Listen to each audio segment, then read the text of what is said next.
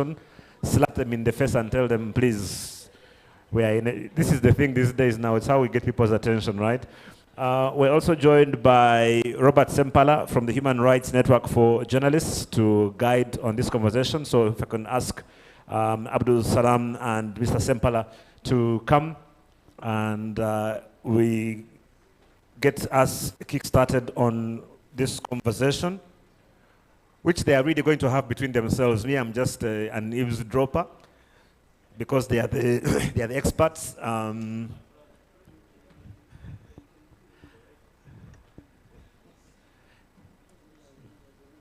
You can just check that the mics are working fine. Ah, okay. Sounds like they're working. So one of the interesting things that's happened, and I hope we are together. Is everyone following? Are we in the room together? I hear a lot of bickering at the back. Who is making noise at the back table there? Can someone please tell them to? We shall send them to the United States. It had to be Mr. Chigundu, of course.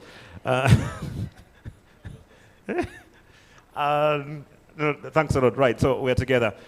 Gentlemen, very warm welcome to the Uganda Media Week. We don't take it for granted that you've taken time to be here with us. You've always been with us for the longest time as we have done this. Very important, maybe brief, but very important conversation about the legal and regulatory framework that needs to happen. And I think I'll start with you, Council, in terms of where we are in terms of the legal framework and regulation for media in Uganda, what the landscape looks like, especially in light of the new and emerging technologies. I remember when James, I think he's still doing his lunch, when Fatboy was starting RX Radio, I think there was a bit of drama with you guys at that time, so maybe you can use that as a backdrop to sort of speak from where that has come from, what it's always been like, the conversations around censorship and how we ensure that we are still being responsible. And then Robert is able to speak into how do we balance that with the need for there to be freedom and independence, so which becomes very important. So, but first of all, in terms of the legal framework that we have for media in Uganda, how do you feel we are doing in that space from your perspective as a regulator? Where do you see challenges? Where do you think we could do better? Thank you very much, Ben. Good afternoon, ladies and gentlemen. To the organizers, we thank you very much for convening this session. The conversations have been interesting, captivating. This whole morning, I think most people were glued because I think the people you brought on board were really speaking a lot of practical issues happening within our society. As UCC, we are happy to be part of these conversations because sometimes they happen without our voices being heard, and sometimes we are condemned and heard by people, and yet some people really get so many lessons out of these conversations. Now, I've had the privilege of listening to the earlier conversations, so I fully understand the pains that the industry is facing, how disinformation, misinformation, and trust in the media is affecting the sector and the industry as a whole. As UCC, our role under the law is cut out. When you look at the Uganda Communications Act, it clearly says that part of UCC's mandate is to regulate the communication sector. The communication sector is very broad. It includes so many service providers, from telecoms to radio, mainstream radio, TV, online. Now, for quite some time, UCC's regulation of the media focused largely on TV and radio, the traditional TVs and radio. Because at that time, I mean, few people were actually using online as communication channels for business. So what happened because of technology, in 2018, we internally did some study to confirm that there was a growing shift from mainstream TVs and radios to online. And we also confirmed that some of the online platforms reach more people than the mainstream radios and TVs. You'll be surprised by how many people read some of the articles that are published on these online newspapers. They go viral, they reach so many people. And unlike a traditional radio, where if you're defamed in a news bulletin at 2 p.m., maybe it will just play once or twice, and only a few people in that locality will get to listen to it. And it will go off people's memories. For online, the record sticks.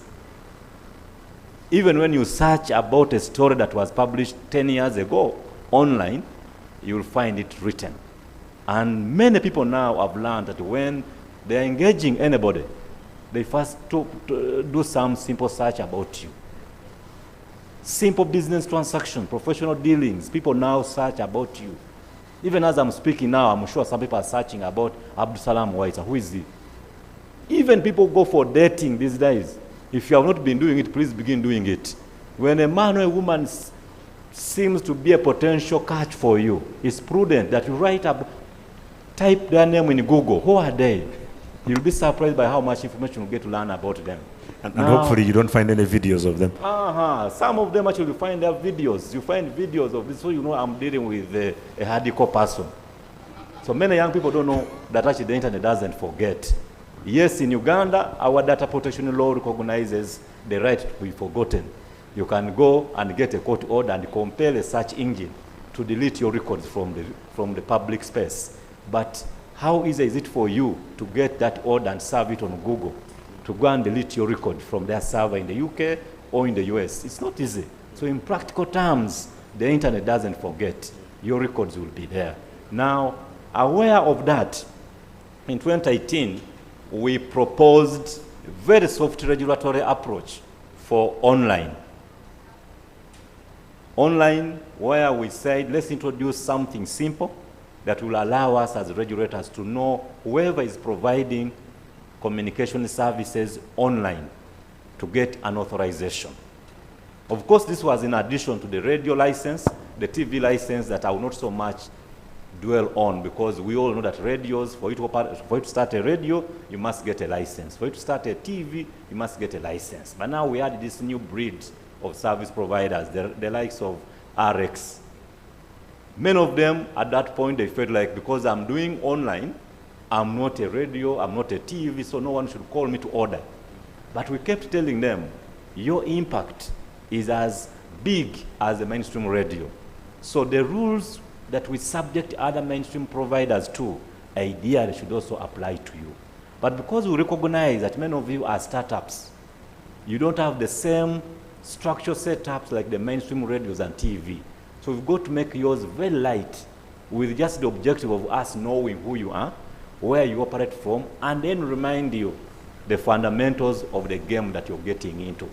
So we designed an authorization, not a license. Radios and TVs, we give them licenses for 5 years. But for online, we designed a light regulatory tool. We call it Online Data Communication Service Authorization. Why we use the word Online Data Communication Service? Because in the UCC Act, data communication is defined to include communication in any form, audio or visual, or both. So that definition covers anybody who provides communication services through any digital platform, either audio, visual, or just written. And that is the authorization now that we subject people who provide online newspaper services to obtain, people who provide online radio services to obtain. Even at the moment, online TVs, those that mostly refer to themselves as YouTube TVs. What is the criteria? We are not targeting everybody that once in a while opens a blog and comments about something. We are targeting people who are operating like media houses. They are reading news. They are reporting stories. They are advertising businesses for others as though they are mainstream TVs and radios. Those are the people we are targeting. So there was some bit of fighting and uproar among some people who thought we are going to register everybody with a social media account. No, that was never the intention. And we are very clear. We are targeting people who are providing communication services as a business. And I'm sure you know these people. You've listened to some of these online YouTube channels. They play adverts. They read newspapers, they read news, they run adverts, they host people. Those are the people we are targeting. Why did we introduce this requirement? To protect consumers. To protect consumers, because when you are defamed online, most probably you'll come to UCC and complain and say, look, somebody abused me, somebody called me this and that, I need redress. As a regulator, it will be an abdication of our statutory duty if you come to us and we tell you we don't know the person who defamed you. And so because of that, in our requirements for authorization, we ask them to tell us who you are. You must be a legal entity, a company, give us a certificate of incorporation. Under the law, before you can get a license from any government body, it's a requirement of the law in the Tax Procedure Code Act of 2019 that the government agency must require you to produce a tax registration certificate. So we require you to get a TIN from URA. Now, some people think that is burdensome. Why you require me to get a TIN? Are you URA? The law says that before we give you a license, you must be registered with URA. The idea is you're in a business. So if you're in a business, you are likely to earn income. If you earn income and it's not exempt, you must pay taxes. So we cannot talk about building a country without talking about paying taxes. Taxes, people say, is the price we pay for being civilized. Animals don't pay taxes because they're not civilized. But for us, because we are civilized, we must pay taxes. So don't complain about paying taxes. It's our duty. So we tell people, get a TIN. Once you produce it, we want a national ID for the director of the company, present it to UCC. Then we charge you 100,000 every year, plus VAT of 18,000 of 18%. So in total, every year you pay 118,000. That authorization, once you pay and you meet the criteria, we give you terms and conditions. What would they say? They say that you are being given an authorization. You are going to provide the communication services. Ensure that, one, you're factual. Ensure that you are professional. Keep a record of what you publish. If there is a complaint raised against you, deal with it. If you don't deal with it, and it comes to UCC, we will require you to explain why you published what you published. And if you commit some regulatory breaches, we can subject you to sanctions, including being suspended from providing services. These are the terms and conditions. Of course, when we introduced those requirements, there was a lot of resistance from many people, including my brother here. Many of them went to court. Luckily, there were about 6 cases filed in court challenging that process. So far, we've resolved about 5, and all of them in our favor. And the judges are saying, what is wrong with you being told to go and get this light authorization for you to be known? Because many of them were arguing that by us telling you to tell us who you are and where you operate from, we are infringing and threatening your right to privacy. We are threatening your freedom of expression. You know, there is a misconception in this country, and sometimes my colleagues, the lawyers, have confused the industry by mixing freedom of expression and the right of the media. Article 29 of the Constitution guarantees everybody the freedom to express themselves. Media is a platform through which people can express themselves. But media is subject to a number of rules across the world. There is no country where media operates without any regulation. Now, most times when regulators introduce obligations on broadcasters, there is a tendency by some people to say they are limiting freedom of expression. The truth is no, because we are not stopping people from talking in the bars, in your bedrooms, at meetings. We are not, express yourselves. But if you're running a media platform, there are certain standards, there are certain benchmarks, there are certain minimums that you must comply with. And that was the idea, and I'm happy to say that so far, we have about 118 licensed online data communication service providers, and the list is growing. The list is growing, and many of them have operated for many years without having any problem with UCC.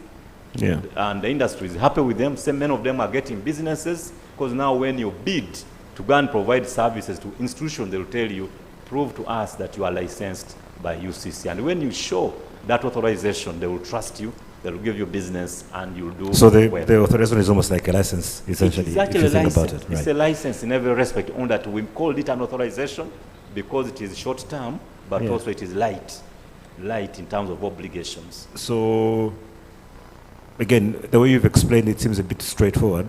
So, Mr. Sempala, what's the problem? Why did you take counsel to what was the motivation for you having challenges with these regulations, and has that stance since changed? Yeah, thank you very much. I must begin by commending Media Focus on Africa for convening us and for being consistent, that we do not miss out on our Media Week every year. That is really, really a huge contribution. Thanks very much. I come from the Human Rights Network for Journalists Uganda, and we are a media rights organization.